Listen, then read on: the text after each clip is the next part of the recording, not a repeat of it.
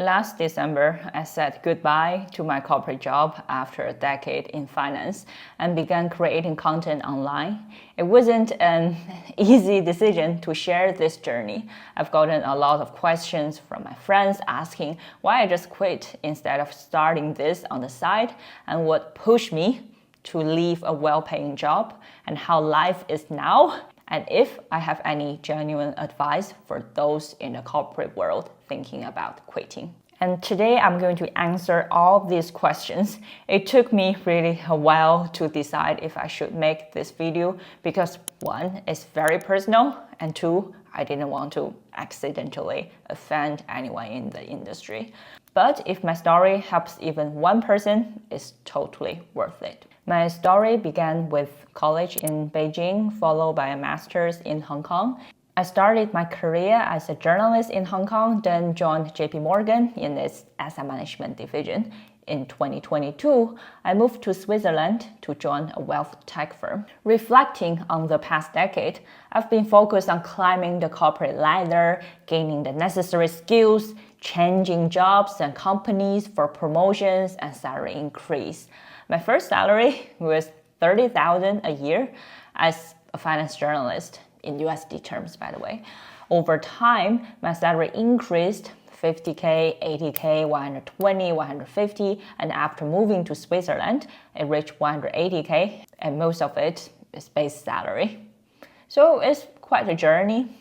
Growing up, I always dreaming myself as a C-level executive in a big corporation, but as I grow older, I just realized the corporate path may not be for me. And this realization came from three major lessons I've learned along the way, which I'm excited to share with you today. And if you are new to my channel, I'm Charlene. I'm a chartered financial analyst, but here I explore investing for beginners and personal finance. It's been 6 months since I launched this channel, posting a new video every single week without missing a beat. So if you're interested in managing your finances or starting your investment journey, I'd love for you to join our little community by hitting that subscribe button. Yeah, nowadays, lots of big companies are talking about ESG, environmental social governance, and being socially responsible.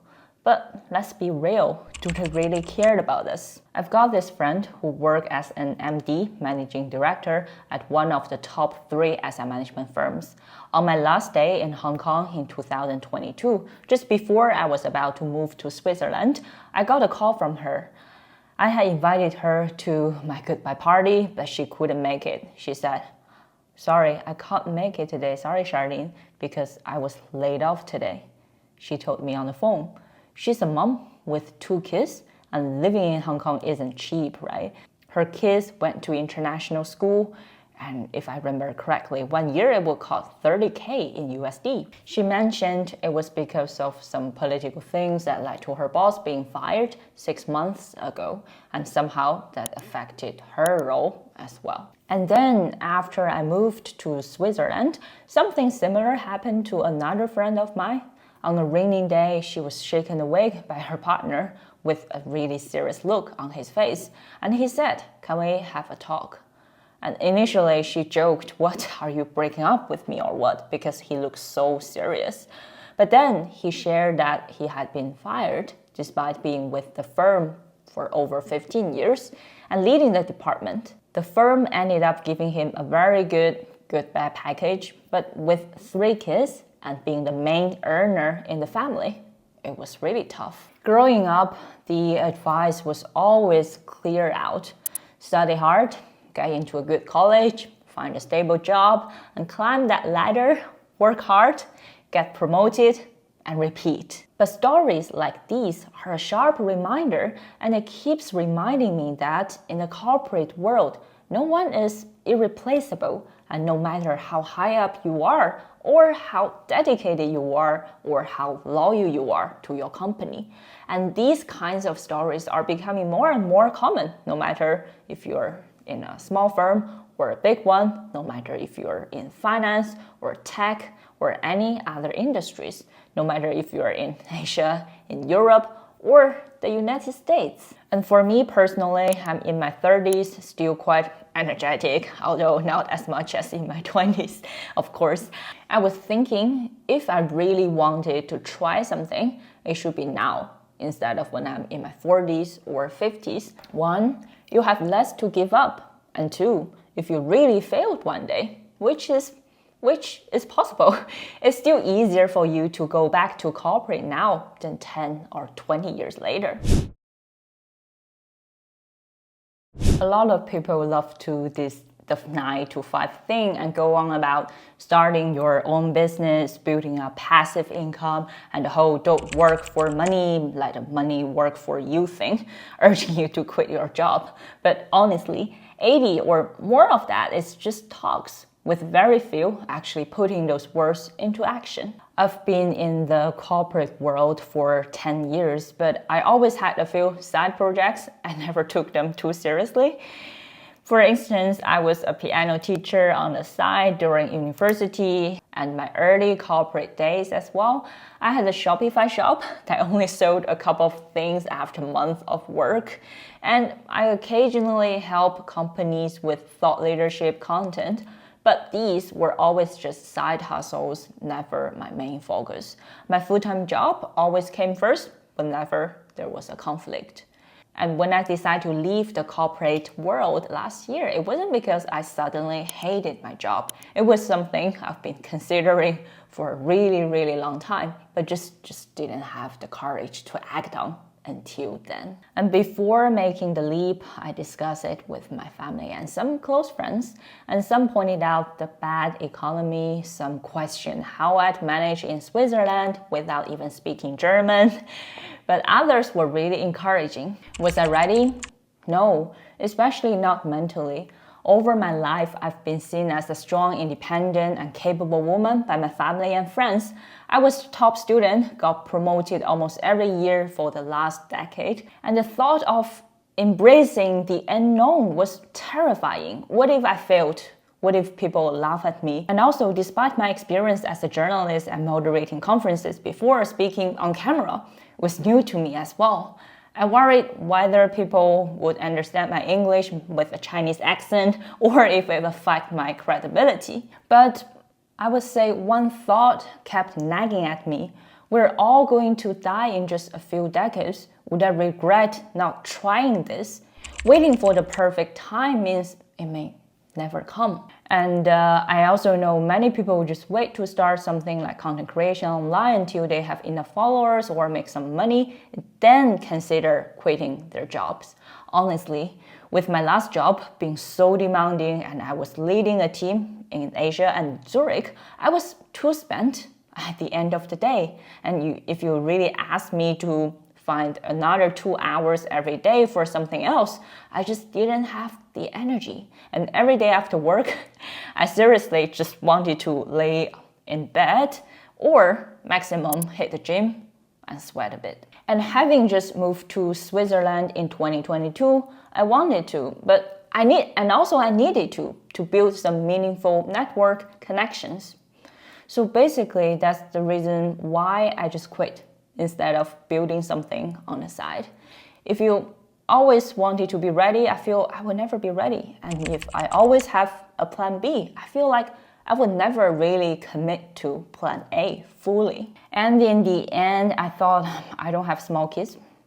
I've saved and invested a bit over the last 10 years, thankfully, and I have a supportive family. I'm in my early 30s and healthy. If after 2 to 3 years it doesn't work out, or if it's not for me, can I go back to corporate? I think I can still, with the portfolio that I create during the years. So if not now, when will I be perfectly ready? I think it will never come. I realized that being fearless isn't about having no fears. As I mentioned, I had a lot of fears. I think it's all about doing your risk assessment and going for it anyway. The next thing I wanted to talk about is making an impact. I know talking about impact can sound really sometimes a bit hypocritical, but the chat with my partner really made me think. He has a civil engineer background and we once talked about jobs in different industries, and he said, as an engineer, we build bridges, tunnels, buildings, stuff that contributes to society. And then I got asked, as financial professionals, what tangible impact do we create? Honestly, I'd never really thought about the impact of my work before. I'm usually very quick to defend my field, but that time I was at loss for words. I mean, why do we work in finance? It's no secret, it's largely because it pays well compared to many other industries. And specifically, my background is in private banking. I started as a private banking journalist, then moved to JP Morgan Asset Management, serving private banking clients. And my last job was with a tech firm building systems for private banking clients. Private banking serves the wealthy, multimillionaires, and billionaires. So I was essentially helping the rich get richer. And this realization made me question if that's what I really wanted to do for the decades to come. I started to think a lot the purpose, the meaning of my job. And what if I could use my decade of experience and knowledge to help everyday people become more financially literate, rather than just enriching the already wealthy? Especially when there are so many unqualified voices online promising quick riches through crypto or day trading, leading to people getting scammed. It genuinely upsets me. And I was thinking if I could help even one person avoid those pitfalls and become more financially savvy, that would be really brings me meaning to my life. And today I've shared a lot of my personal reflections, and I'd love for you to join me on this journey to promote responsible finance content and financial literacy. And in terms of if you should quit your job, I think it's not the right move for everyone. You might hear a lot of people urging you to take the leap, but my genuine advice is to remember that, just like in investment, where we all have a risk profile, the same goes for our careers. Before making any big decisions like quitting your job, you need to assess your situation. In finance, we call it risk appetite.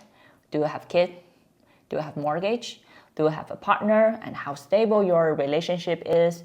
And which country are you living? And how easy is it for you to go back to corporate, for example? And what is your plan after quitting?